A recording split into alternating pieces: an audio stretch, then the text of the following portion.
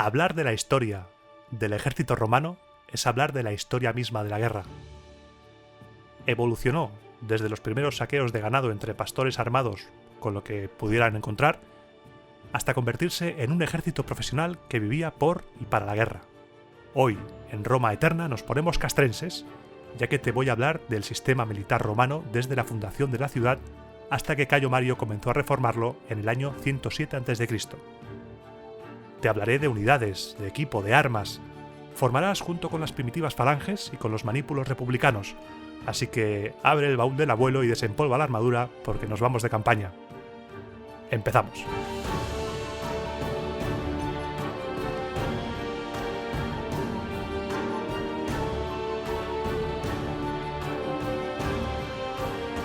Como te decía en la introducción, hablar de la historia del ejército romano es hablar de la guerra, de la historia de la guerra, porque desde su fundación, desde ese supuesto y famoso año 753 a.C., las armas romanas experimentaron muchísimos cambios y vivieron una evolución espectacular hasta convertirse en esa maquinaria bélica disciplinada que durante siglos tuvo la hegemonía en los campos de batalla. Y esa evolución, salvando claramente las distancias entre culturas, es la que seguramente tuvieron todas las comunidades que acabaron formando un estado. En programas anteriores ya te he dado alguna pincelada aquí y allá, pero hacía falta un programa propio para hablar del ejército y de la guerra en Roma. Esto que estás escuchando ahora es el primer programa de una serie que tratará exclusivamente sobre temas bélicos. Por supuesto, tendrá una lista de reproducción propia en iVoox, como intentaré hacer con todos los contenidos que vaya haciendo que forman series. Por ejemplo, la monarquía, pues una lista. La guerra, otra lista. La sociedad, otra lista. En esta serie en concreto, hablaré de todos los aspectos relacionados con la guerra a medida que vayamos avanzando en la historia.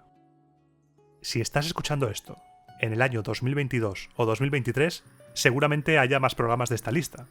Y si no los hay, avísame, que le doy un toque al Iván del pasado para que se ponga las pilas. Y ya entrando en materia, para empezar a hablar de la guerra en Roma, hay que empezar por el principio, por la fundación de la ciudad.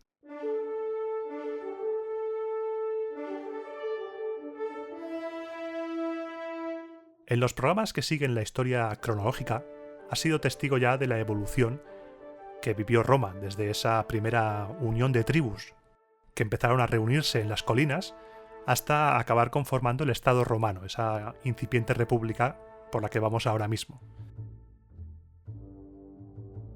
Y es precisamente en esa unión de tribus donde arranca esta historia.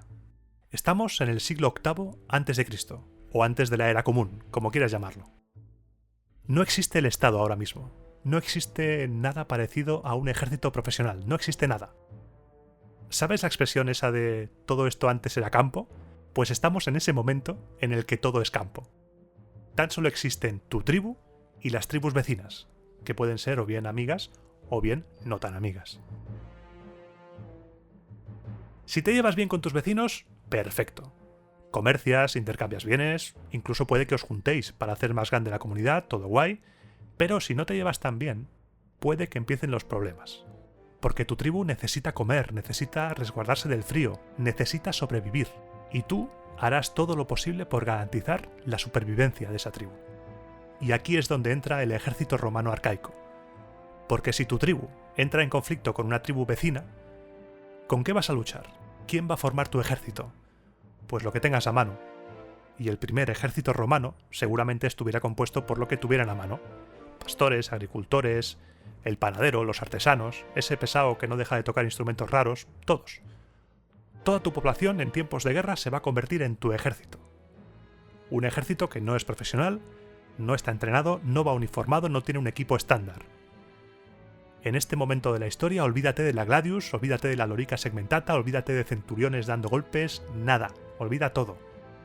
Algunos, los que más recursos tuvieran, irían armados, pero la mayoría irían con sus herramientas, con sus aperos de labranza, para utilizarlos como arma. En época monárquica, podemos llegarnos a imaginar que el ejército no era más que una banda de guerreros sin ningún orden ni disciplina. Formada por los mismos que te decía antes, el artesano, el pastor, pero también por mercenarios, gente que le gustaba darse de toñas con los demás y que peleaban con otras bandas de pastores, saqueándose unos a otros, robándose ganado, tierras, personas y robándose armas y armaduras, porque eran caras e iban muy buscadas, ya que no olvides que en estos tiempos cada uno se paga lo suyo. Aquí confianzas las justas. Así que en esta época, más que nunca, el muerto al hoyo y el vivo te roba la armadura. El liderazgo de estas bandas de guerreros seguramente recaería sobre el guerrero más fuerte, el guerrero alfa, o sobre el más veterano, en este caso la figura del rey, que posiblemente delegase así de tapadillo el mando militar sobre un guerrero experimentado que sería su consejero militar. Es realmente complicado imaginarse cómo podría ser ese primer ejército romano, pero debía ser una amalgama entre diferentes armas, diferentes equipos, gente con cosas de labranza, armaduras robadas, un auténtico espectáculo variopinto de gente que lucha por sus tierras contra otros vecinos que a su vez luchan por sus tierras. Tito Livio nos dice que en esta primera época monárquica, cada tribu aportaba una serie de soldados y el ejército romano contaba con 3.000 efectivos de infantería y 300 jinetes, cosa que no te puedes creer ni harto de vino. Tito Livio, ya sabes, que nos cuenta las batallas como si fueran un poco la versión extendida edición especial del director del Señor de los Anillos, pero muy posiblemente fueran escaramuzas a un nivel muchísimo más bajo. Eran conflictos tribales a garrotazo limpio, con muy poca gente y fuera. En lo que sí podemos estar de acuerdo es que la práctica totalidad de ese primer ejército romano seguramente fueran en su mayoría tropas de infantería, con un reducido número de jinetes, cuyos puestos serían ocupados sin duda por aquellos que tuvieran más dinero. Este ejército romano monárquico vivió una primera reorganización o una mejor definición, según las fuentes literarias, tras el censo de Servio Tulio. Si recuerdas el programa de Servio Tulio, este rey supuestamente censó a la población para, en función de sus bienes, asignarles una clase social, y cada clase social debía aportar X centurias de soldados para servir en el ejército, salvo la última clase, los más bajos, los proletari, que al no tener nada salvo su prole, sus hijos, no estaban obligados a servir en el ejército. Aquí nacen las famosas centurias. Tras esta reforma de Servio Tulio, todos los romanos varones de entre 17 y 60 años eran potenciales soldados que formarían parte de las centurias del ejército romano. Los más jóvenes destinados a combatir en el exterior y los más mayores destinados a formar parte de la guarnición de la ciudad. Y todos los soldados de estas centurias eran legionarios. Porque aquí me voy a tirar otra vez a la piscina, de nuevo. Un legionario no es legionario por pertenecer a la legión. Es la legión la que se forma a partir de X legionarios. El término legión viene de legio, en latín, que a su vez deriva de legere, recoger, juntar, y una palabra que nos dará una clave definitiva y que hoy en día usamos mucho en castellano, elegir. Comparten la misma raíz. Los legionarios eran aquellos elegidos para formar parte de la milicia ciudadana urbana, y de ahí se forman las legiones. Según el historiador griego Polibio de Megalópolis, del cual voy a hablar bastante hoy, con unos 4.200 legionarios ya se formaba una legión. Este número fue creciendo hasta tener de entre 5.200 y 6.000 legionarios y 300 jinetes. Piensa una cosa, piensa que hasta las reformas de Cayo Mario, que impulsó a partir del 107 a.C. y que definieron las legiones romanas tal y como las conocemos popularmente, la milicia romana sería elegida para la guerra, reclutada mediante levas, no era profesional y permanente. Los soldados romanos, al acabar la campaña, se iban a su casa perfectamente a atender sus tierras o a atender sus negocios. En este programa, si cada vez que digo ejército te tomas un chupito, no llegas al minuto 25. Te lo digo. Madre mía.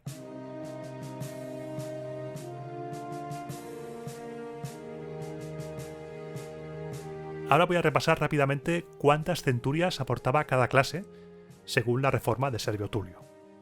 La primera clase aportaba 80 centurias. La segunda, tercera y cuarta clase, 20 centurias cada una. La quinta, 30, y había además 18 centurias especiales para los más ricos, que formarían la caballería. lo que nos da un total de 170 centurias de infantería, más las 18 de caballería, 188 centurias.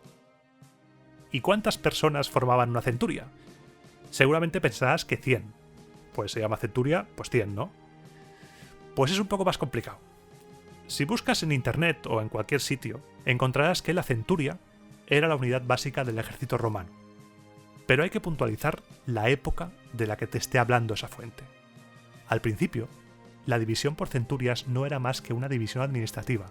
Esta clase aporta estos hombres y punto.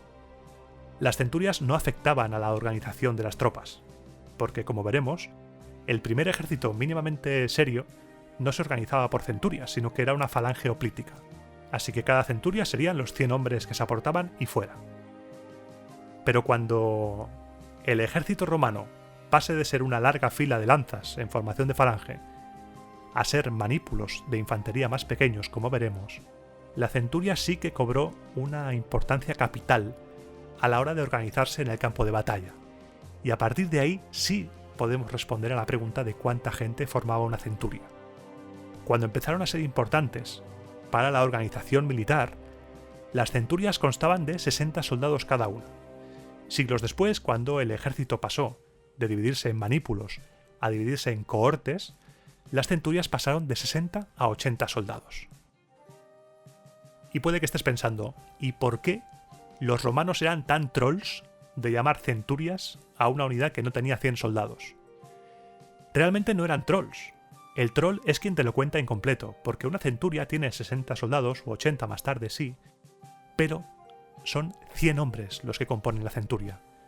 Como efectivos militares solo se cuentan los 60 o los 80, pero aparte había siervos y auxiliares que hacían otro tipo de trabajos y que no se cuentan como tropa, como fuerza efectiva, pero sí que completaban la centuria. Esto es algo en lo que entraré en detalle cuando haga el programa dedicado a las reformas de Cayo Mario y te hable de la unidad más pequeña, los contubernios, hasta la más grande. Pero para ello todavía quedan siglos. Hoy vamos a centrarnos en esa primera época, en esos primeros siglos del ejército de Roma. Durante toda esta época monárquica, la influencia griega, como en otros tantos aspectos de la vida en toda la península itálica, quedó patente en la estructura y en el modo de combatir del ejército romano y de casi todos los ejércitos de Italia. Así que se adoptó en estos primeros años la famosísima formación en falange. En la batalla del lago Regilo, por ejemplo, en caso de haber tenido lugar, las tropas romanas se habrían formado en una larga formación de lanzas en falange. Es muy posible que los romanos adoptaran este modo de hacer la guerra tras enfrentarse a tropas etruscas, porque no hay duda que los etruscos habían adoptado directamente de los griegos esta estrategia. Si algo hemos aprendido a lo largo de la historia, y especialmente con los romanos, es que si una cosa funciona, otros lo van a copiar para intentar mejorarlo, y de esos otros los romanos eran los mejores. Tú te encuentras con un romano de aquella época y te dice, bonitas sandalias, parecen cómodas. Pues a la semana siguiente tendrá unas iguales que las tuyas o incluso mejores. En cuanto a armamento y vestimenta, la imagen que quiero que tengas en la cabeza de este primer ejército monárquico romano es la de unos guerreros que se parecían mucho a los hoplitas griegos. Y aquí tenemos que recurrir a nuestro amigo Tito Livio, que nos habla de este primer ejército monárquico y republicano. Nos dice que los romanos utilizaban en aquellos primeros tiempos de la República escudos pequeños y que formaban como las falanges macedónicas. Casco, escudo redondo pequeño de bronce, lanza larga y algún tipo de protección en el pecho y grebas, espinilleras, cubriendo desde la base del pie hasta la rodilla. Vamos, un hoplita con toda su panoplia reluciente ocupando la primera línea de batalla. Yo creo que esa descripción, esos hoplitas romanos, solo incluyen a los soldados de la primera clase, los de las rentas más altas, porque seguro que al de segunda línea, que sería la siguiente clase, le faltaba alguna pieza de equipo, por ejemplo el peto, o llevaba un escudo diferente, o llevaba un casco peor. La tercera y cuarta clase, por ejemplo, irían con un armamento mucho más ligero y portaban lanzas y jabalinas para atacar a distancia. Estos se colocaban detrás de los de segunda clase, y su misión era dar apoyo con proyectiles. Los de quinta clase, los más pobres, irían con lo que buenamente pudieran, hondas, piedras, para atacar y salir corriendo. Estos se colocaban delante de las tropas, delante del ejército, y cumplían una doble función. Por un lado, hostigaban al enemigo cuando éste se acercaba, y por el otro, ocultaban las maniobras del ejército, porque tapaban la vista. Seguro que si te digo que los soldados de esta época vestían túnica, automáticamente tu mente va a ir hacia el rojo, ese rojo romano clásico. Pues no, parece ser que en los primeros tiempos las túnicas que portaban eran blancas, básicamente porque es el color más barato, es lo más barato de hacer, hechas de lana o de lino en función de la estación, aunque también se podían llevar rojas y azules. Esto también seguramente iría en función del rango para distinguirlos unos de otros. También se usaban capas para protegerse del frío y de los elementos. Ahora hablemos un poco de la falange.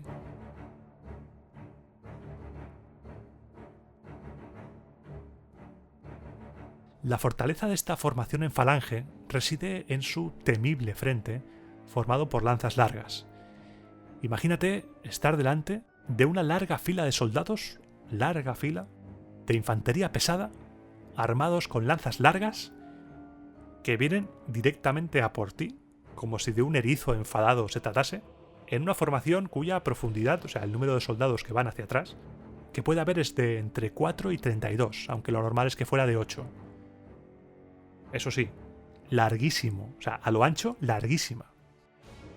La falange siempre debía ser más larga a lo ancho, a más soldados en horizontal, unos al lado de otros, que profunda, con tal de poder abarcar a toda la tropa enemiga. La profundidad ya iría variando en función del terreno o de la estrategia. Hay batallas en las cuales un ala de la falange se ha potenciado con muchos soldados detrás para enfocar todo el empuje en ese lado y así romper las filas por ahí. Pero eso ya va en función de la batalla y de lo que fuera.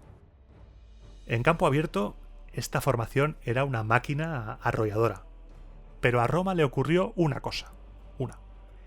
El siglo IV a.C.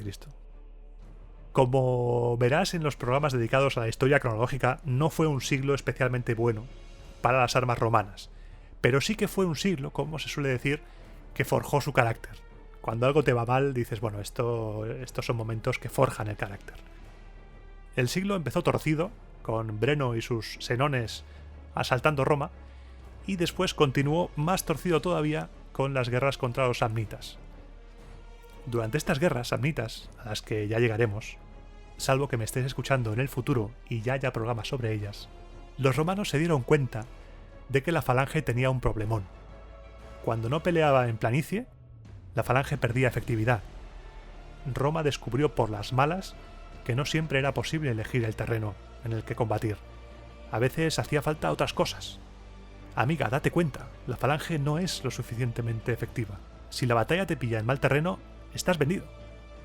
Además, la falange requería disciplina y entrenamiento, te obligaba a permanecer en formación, pasara lo que pasara. La falange es la unión perfecta de comunidad entre soldados. Tu vida depende de ello. Si alguien se hace el héroe, intenta romper la línea para avanzar sobre el enemigo a lo loco, estás poniendo en juego la vida de los demás, de tus compañeros, porque dejas un hueco y se puede romper la línea. De igual modo, si un soldado entra en pánico por su falta de entrenamiento, todo se viene abajo. Ten en cuenta que un choque así entre dos ejércitos debía ser algo aterrador. Cuando hablamos de historia, tendemos a glorificar la guerra, sin querer seguramente. Le damos una épica que nos hace a veces perder la auténtica realidad de lo que es la guerra. La guerra es dolor, la guerra es sufrimiento, es muerte. La guerra, y permíteme que te hable llanamente, la guerra es mearse encima. La guerra es llorar llamando a tu madre, porque estás frente a un desconocido que te quiere matar, y si quieres sobrevivir, le tienes que matar tú a él. Tienes que dejar de lado tu humanidad, tienes que dejar de lado lo que eres y convertirte en una bestia. Y eso, o tienes un entrenamiento que te permita templar los nervios y mantener el control, o te quedas petrificado por el terror. Me he venido un poco arriba, lo reconozco. Te pido disculpas si ha sido un poco intensito, pero a veces olvidamos lo que es realmente la guerra. Y cuando se divulga la historia no hay que olvidar que la guerra es cruel, feroz, la guerra es lo peor. Por mucha música épica que le pongamos y por mucha gloria con la que la vistamos. Sea como fuere, Roma decidió que la falange no le servía tras la humillante derrota en la batalla de las Orcas Caudinas contra estos samnitas en el año 321 a.C., de la que ya te hablaré, pero telita la batalla. Durante estas guerras, al ya darse cuenta de que la falange no iba a más, los romanos poco a poco fueron ideando una formación mucho más versátil para terrenos complicados. Estas guerras fueron unas guerras que se libraron en terrenos escarpados, en terrenos muy complicados. Pero ya sabes, los cambios no son de un día para otro. Se dieron cuenta de que si dividían el ejército en unidades más pequeñas, la movilidad sería mucho mayor. Seguramente adoptarán la nueva táctica de los mismos samnitas, ya sabes, si algo mola, úsalo. Así que sobre el 315 a.C., los romanos adoptaron la formación en manípulo y abandonaron por completo la formación en falange. La palabra manípulo viene del latín manipulus, que es la insignia primitiva de los soldados romanos, que consistía en un manojo de hierba atado a un palo y posteriormente en un estandarte con una mano abierta en el extremo del asta. Seguro que has visto más de una vez un estandarte romano con una mano abierta. Pues es ese manipulus original. Habrá tiempo de profundizar en los estandartes también. Si quieres, hay cosicas romanas aquí para años. Pondré, tanto en la comunidad de iVoox como en Twitter, imágenes de todas las formaciones de las que te estoy hablando, para que te sea más sencillo de visualizar. La falange, pues pondré una foto de cómo se forma una falange. Cuando hable de los manípulos y demás, todo eso. Con este ejército manipular llegó la división propiamente dicha por legiones, poco más ya de cuerpo. Como te decía antes, unos 6.000 hombres cada legión, según los datos de Tito Livio, formados por diferentes tipos de soldados de infantería pesada y algunos auxiliares, distribuidos en el campo de batalla como si estuvieran en un tablero de ajedrez. En ese momento, el soldado romano, que hasta entonces había sido hoplita o tropa hostigadora auxiliar o bien hondero y lo que tuvieras, se ramifica en diferentes unidades. Y Tito Livio también nos da una descripción de las diferentes unidades que formaban las líneas romanas en aquel tiempo. Nos cuenta que la primera línea de infantería estaba formada por los asteros, los astati, repartidos en 15 manípulos separados entre sí por un pequeño espacio. Cada manípulo tenía 20 soldados. En estos asteros formaba la juventud romana, aquellos que empezaban a formarse en la milicia, los novatos. Estaban equipados con armadura ligera y un scutum, un escudo largo. Portaban yelmos de bronce adornados con plumas. Llevaban 3 plumas rojas o negras de un codo de largo, imagínate, pedazo de plumas. Cuando se ponían el casco parecía que eran más altos de lo que eran. La mayoría de los astati completaban su armamento con una plancha rectangular de bronce de un palmo de diámetro que se colocaba a la altura del corazón. Los que tuvieran más posibles llevaban una coraza fija por caderas. Y también llevaban tobilleras. Con respecto a las armas, llevaban unas jabalinas llamadas pilum en singular, que lanzaban al enemigo a modo de proyectil justo cuando empezaba el combate. Llevaban espada y a partir de la Segunda Guerra Púnica tenemos constancia de que utilizaban las famosas gladius, llamada por los romanos gladius hispaniensis porque su diseño, una vez más, la casualidad, había sido copiado de la gladius hispaniensis que utilizaban las fuerzas celtíberas. Con la gladius no se combatía como con el resto de las espadas. Tú cuando atacas con una espada, imagínate ahora que vas a atacar con una espada. Haz el gesto. ¿Cómo lo haces? Cortando. Vas a cortar, lanzas un ataque para golpear con el filo. Con la gladius no es así. Con la gladius apuñalas. Porque un corte puede resistirse fácilmente con una protección o puedes causar una herida superficial, lo esquivas, por el tiempo que le das. En cambio, si apuñalas, con tal de que metas un poquito de gladius, le has hecho un destrozo al enemigo. No olvidemos nunca que las armas están hechas para matar. La gladius tiene un programa, por supuesto, ya entraremos en eso, pero así vamos calentando un poquito la cosa. Los astati se desplegaban en combate en formación quinquunx, quincunce en castellano. Vas a saber rápidamente lo que es el quincunce si te digo que pienses en el 5 de los dados. ¿Sí? ¿Cómo están puestos los puntitos en el 5 de los dados? Pues esa es la formación. Junto con los asteros, los astati, iban los vélites justo detrás, pero no peleaban a la vez. Los vélites eran fuerzas de apoyo que, armados también con jabalinas, se desplegaban a lo largo del frente. Hacían la misma función que la clase más pobre en las tropas hoplíticas y también eran reclutados de las clases más desfavorecidas. Los vélites eran los primeros en entrar en contacto con el enemigo. Lanzaban sus jabalinas para frenar la carga enemiga y se retiraban rápido porque al no llevar equipo pesado se los podían merendar en un segundo. Los vélites llevaban espada, jabalinas, de las que se dice que la punta se torcía al primer choque para que el enemigo no pudiera utilizarla contra los romanos, cosa de la cual ya hablaremos largo y tendido, y un escudo muy ligero, de forma bombada, de unos 30 centímetros. Además usaban un casco recubierto por una piel de lobo o de alguna bestia semejante, para que así se les pudiera identificar bien en el campo de batalla y cada jefe de línea pudiera comprobar, así a ojo, rápidamente, los que se arriesgaban y los que eran un poco perros.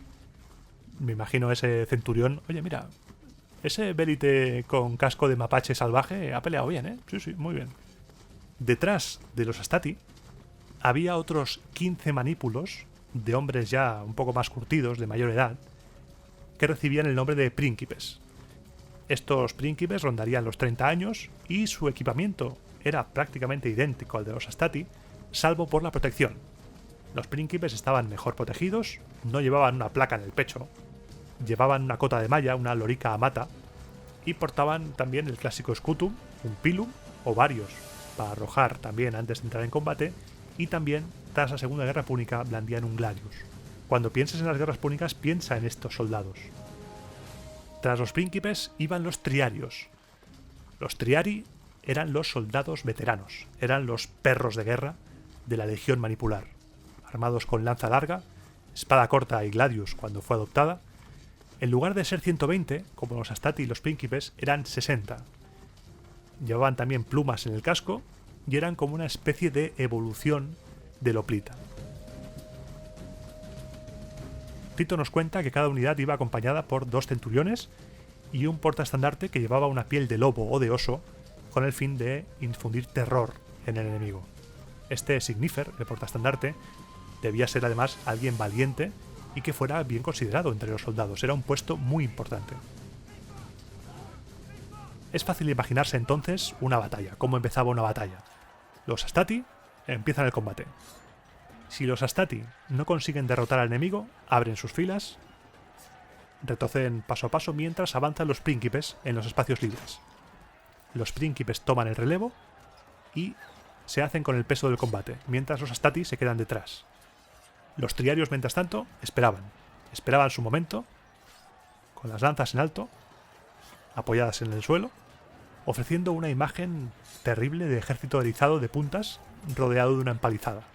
Los triarios eran las tropas de emergencia, porque si tampoco los príncipes conseguían hacer retroceder al enemigo, estos hacían lo mismo, abrían sus filas y se retiraban poco a poco desde la primera fila hasta los triarios, que ya entraban en acción. Cuando los triarios entran en combate, la cosa está chunga, la cosa se pone seria. Tito Livio nos cuenta que de ahí nació la expresión «la cosa llegó hasta los triarios», cuando se está en dificultades. Me imagino a los triarios como esos soldados que están ya de vuelta de todo y que daban miedo a los jóvenes. En ese momento los triarios se colocaban en primera línea, cerraban filas y apuntaban sus lanzas directamente contra el enemigo en formación compacta. Esta formación escalonada entre diferentes unidades debía causar un impacto bastante fuerte en la moral enemiga. Tú imagínate, eres enemigo de Roma Random 1 y estás en la batalla, vas ganando y ves que la primera fila se retira. Venga, va bien la cosa, venga, se están retirando, pero de repente aparece una segunda. Y dices, bueno, va, una segunda, vamos allá. Les vences, se retiran, pero sale una tercera fila con soldados curtidos en 1000 batallas que desayunan gachas con trozos de metal como si fueran Choco Crispies, y ya dices, bueno, me voy, que he medio quedado. A modo de resumen, el ejército romano manipular era como ese jefe final de videojuego que tiene 3 barras de vida y la última es la más difícil.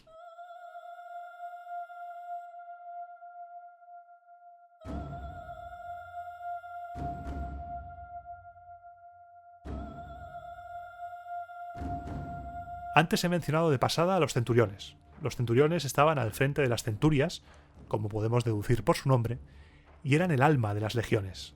Cada centuria tenía 2. El que estaba al mando y su segundo, llamado Optio.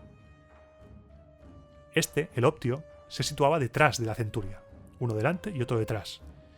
Según las fuentes iconográficas de las que disponemos, el rasgo más definitorio del centurión en el campo de batalla, aparte de por tener más protecciones que los demás, era la cresta que cruzaba lateralmente la parte superior del casco, llamada crista transversa. También llevaban una vara de bit, que era su bastón de mando, llamado Witis, que el Witis salía a pasear sin ningún pudor durante la batalla o el entrenamiento para que los soldados se pusieran las pilas. Los centuriones podían ser ascendidos al cargo por sus superiores o bien ser elegidos, pero siempre debían ser soldados experimentados que contaban con el respeto de sus soldados. El primer manípulo de Triari estaba a cargo del centurión más veterano de la legión, el Primus Pilus, también llamado Primipilo, porque los triarios también eran conocidos como Pili. Este era el cargo más respetado y prestigioso entre todos los soldados, el Primus Pilus. Más adelante, el Primus Pilus será el centurión que estará a cargo de la primera centuria de la primera cohorte de la legión. Pero no hagamos spoilers. No existen cohortes todavía. Solo existen los manípulos. Nos cuentan además que cada centuria llevaba con ellos un corniken, un trompetero, que tocaba el cornu para transmitir las órdenes a los soldados en el fragor de la batalla.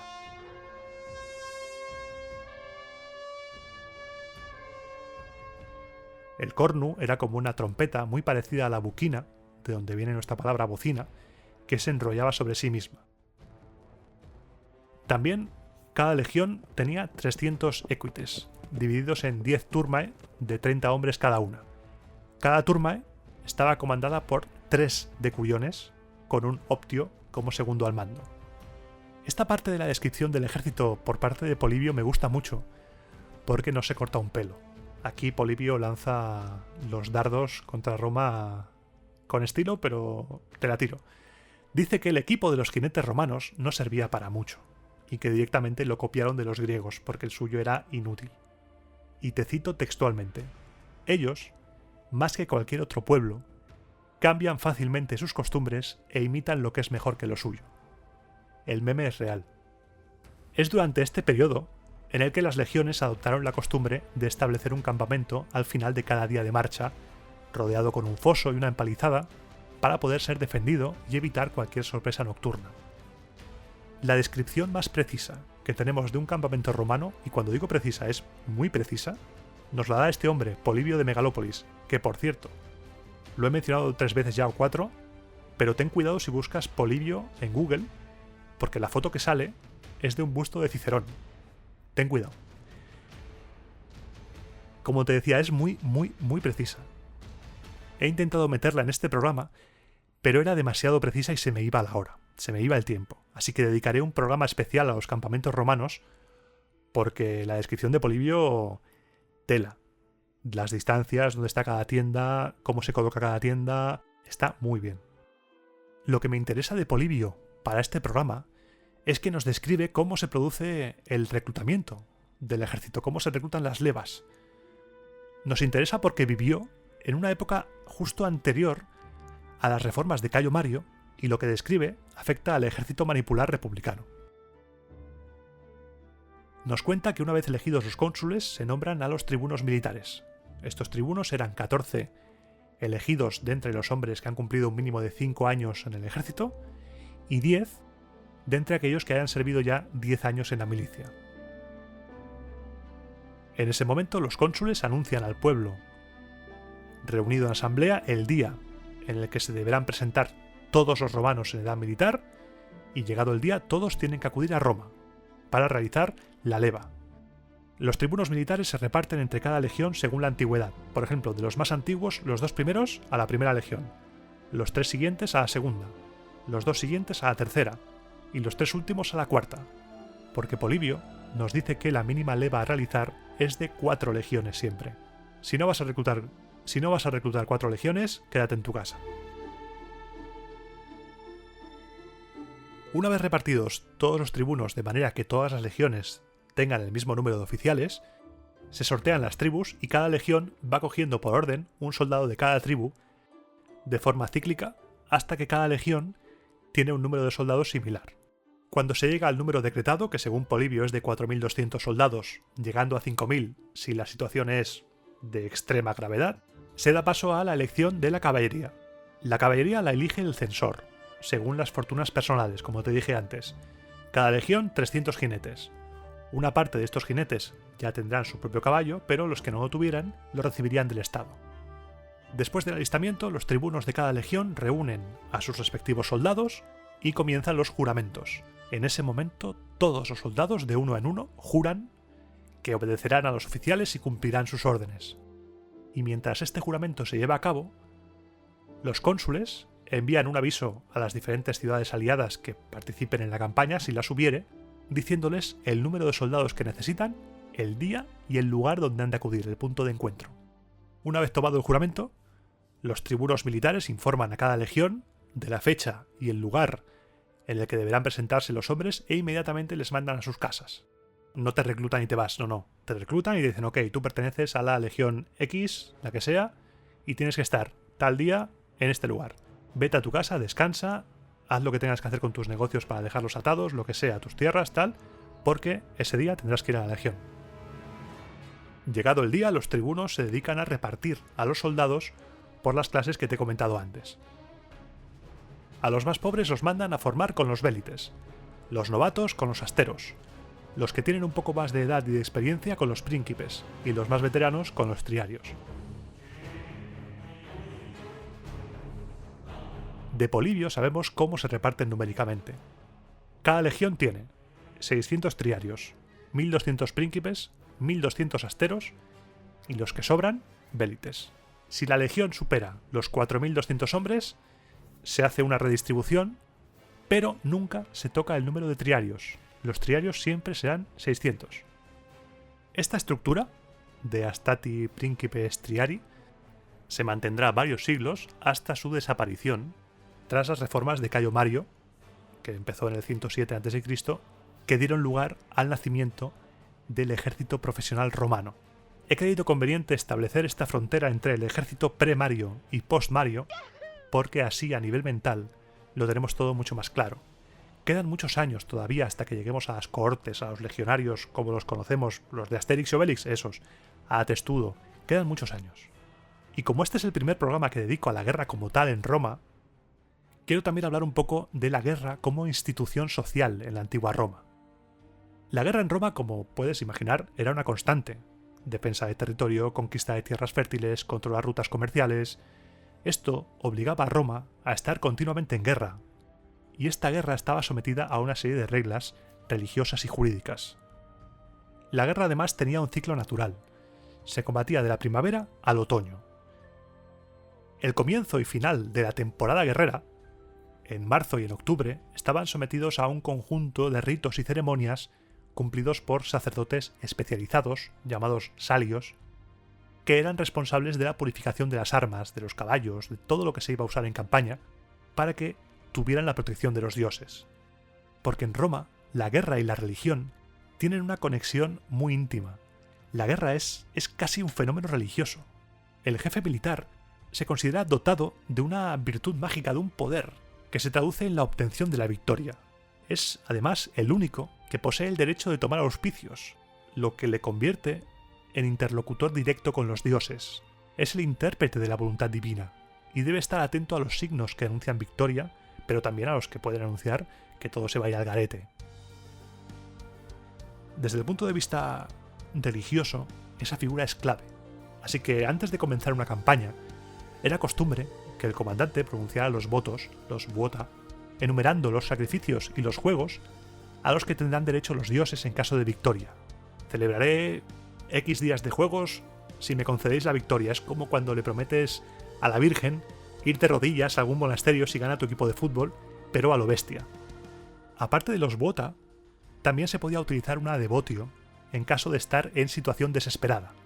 La devotio era una plegaria mágica ofreciendo tu propia vida a los dioses infernales a cambio de la victoria, concentrando así el comandante sobre sí mismo y sobre el enemigo la fuerza de la destrucción. Y aparte de los vota y la devotio, estaba también la evocatio. El ritual de la evocatio consistía en hacer promesas, plegarias, sacrificios para ganarse el favor de las divinidades rivales, porque los romanos eran muy conscientes de que sus dioses no eran los únicos.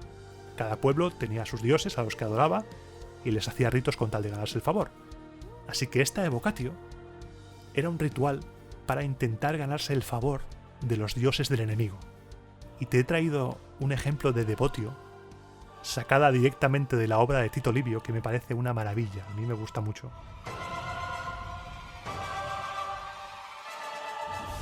Para ello vamos a viajar a la batalla del Vesubio. Estamos en la Segunda Guerra Latina, año 339 a.C.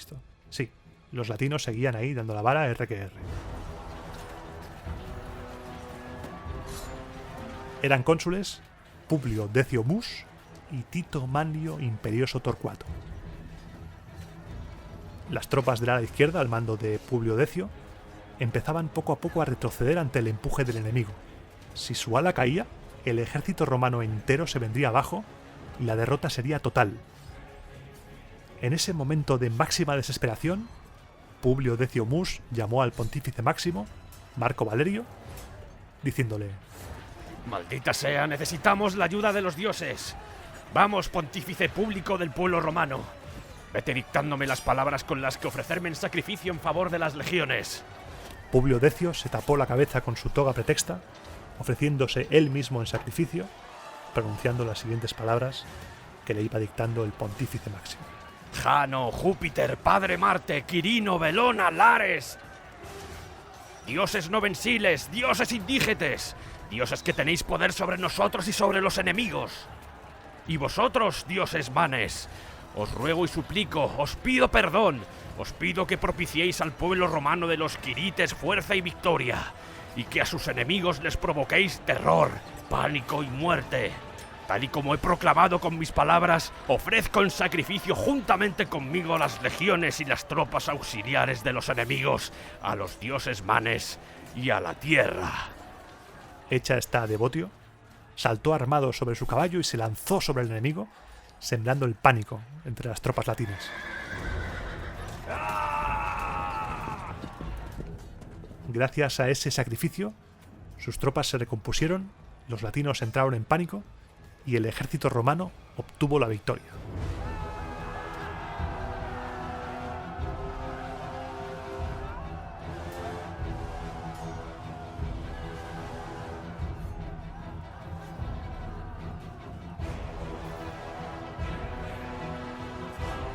La victoria era la prueba del favor divino y justificaba que las tropas aclamaran a su jefe como imperator, como general victorioso, nombre que todavía no tenía el significado que se le daría en el futuro. Si en una guerra considerada justa y legal habían muerto más de 5.000 enemigos, el Senado concedía al comandante la celebración del triunfo, el máximo honor militar, una fiesta civil religiosa en la que el comandante, vestido como Júpiter y coronado de laurel, recorría en procesión la ciudad acompañado de sus tropas y del botín conseguido en esa campaña. Todo en la guerra estaba regulado, hasta su declaración. Ya vimos hace unos programas que un sacerdote del Colegio de los Fetiales se encargaba de presentar ante el enemigo las exigencias de Roma. Si estas exigencias eran rechazadas, el sacerdote volvía a territorio enemigo y clavaba en él una lanza mientras recitaba la fórmula de declaración de guerra.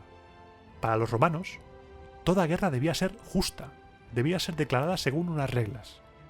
Primero se presentaba ante el pueblo que fuera la supuesta injuria contra Roma o la correspondiente reclamación, justificada con testigos. Si la reclamación era rechazada, el pueblo romano decidía la guerra, que se iniciaba en 30 días. Otra cosa es que la reclamación o la supuesta injuria fueran inventadas o forzadas en secreto para provocar esa misma situación, pero ese es otro tema. En caso de victoria, el vencido solo podía salvarse de la destrucción con una entrega sin condiciones a la buena fe del pueblo romano. Roma asumía frente al vencido unos deberes de tutela, pero también unos derechos en forma de cargas económicas y también con la incorporación a Roma de parte del territorio del pueblo vencido, que pasaba a formar parte del Ager Publicus. Y ya sabes lo que pasaba con el Ager Publicus. Trinco, trinco.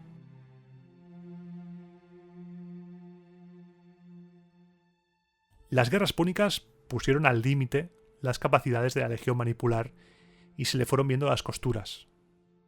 Y lo que sucedió durante el siglo II a.C. no acompañó en absoluto. El siglo II a.C. o antes de la era común supuso para el ejército romano un punto de inflexión en el que o se hacía algo o la cosa iba a acabar muy mal. A modo de resumen breve, de entrada, debido en parte a las guerras, Roma sufrió un descenso de población importante. Se vivieron también tensiones sociales y se hundió económicamente la clase media, cuyos integrantes se convirtieron en clase baja. Un ejemplo rápido sobre este hundimiento de la clase media. Los soldados combatían en guerras que estaban cada vez más lejos de su hogar. Ese ciclo de primavera hasta otoño se estaba dejando de cumplir porque no les daba tiempo a regresar.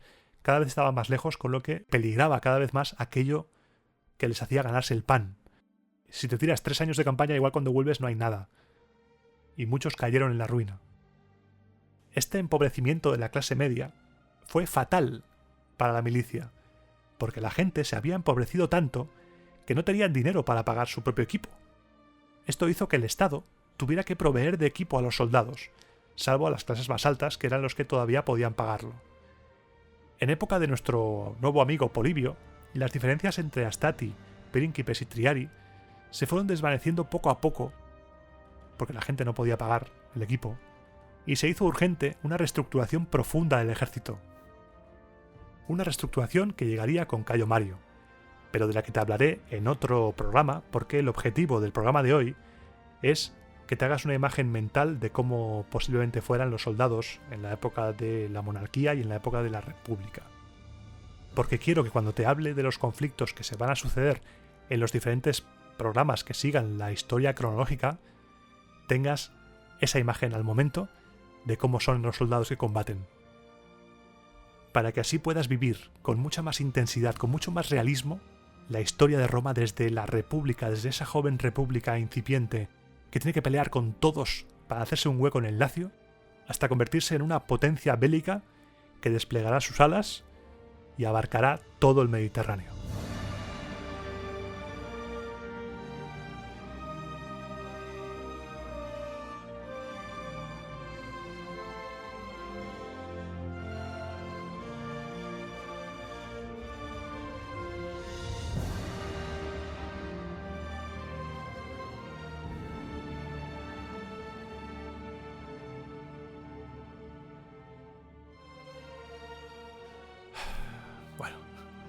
Ha sido un programa complicado de hacer, pero creo que ha quedado bien. Podía haberme extendido mucho más en los diferentes aspectos, pero creo que como primer programa para entrar en el ejército romano está bien, porque si no se me iba la hora.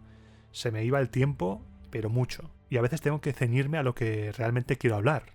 Y lo que quería hablar en este programa es la transición entre ese primer ejército con palos y piedras hasta la República. Y el tema del campamento, que lo tengo mirado. El tema del campamento decidí dejarlo para otro momento, porque si no iba a quedar muy largo y no me da la vida para ser tan largo el programa. No me da la vida. Así que espero que haya quedado claro y haya sido ameno. Y espero que se me escuche bien, porque en este programa he cambiado de micrófono. Este programa es el primero que hago con el Audio-Técnica AT2020, un micrófono de condensación, un micrófono cardioide, que va conectado a una interfaz de audio externa, a una Focusrite Scarlett solo, y espero que se escuche bien. Yo, mientras he ido probando y tal, se escucha mejor, pero ya sabes, cada uno se escucha a sí mismo extraño. Y yo siempre me escucho raro. Cuando me edito, digo, ¿este quién es? No, tanto no, pero digo, uy, se me hace extraño escucharme.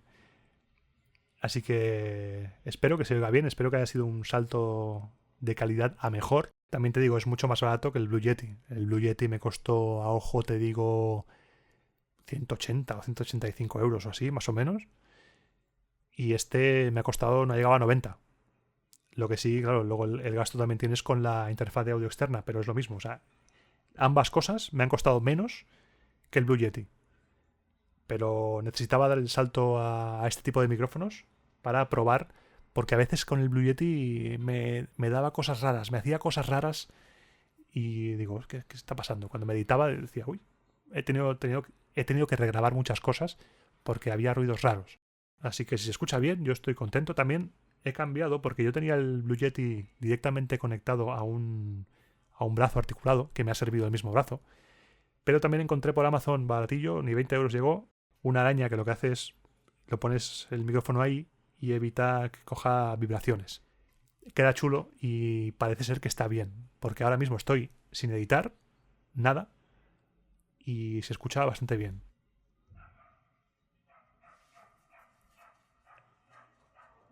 Efectivamente, perro desconocido. Estoy completamente de acuerdo contigo. Y como siempre, darte las gracias a ti también, perro. Darte las gracias. El perro también te da las gracias. Que sí.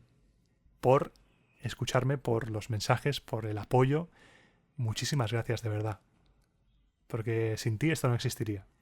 Y el perro también te da las gracias.